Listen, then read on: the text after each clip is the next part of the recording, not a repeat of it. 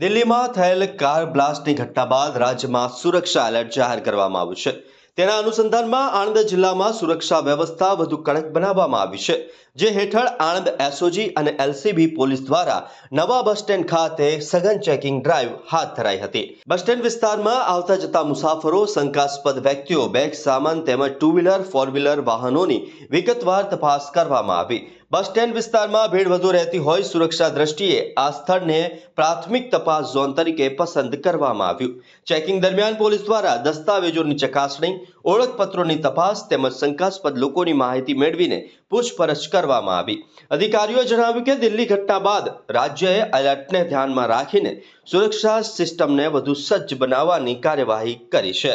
Police તંત્રનું સ્પષ્ટ કહેવું છે કે નાગરિકોની સુરક્ષા સર્વોચ્ચ પ્રાથમિકતા છે.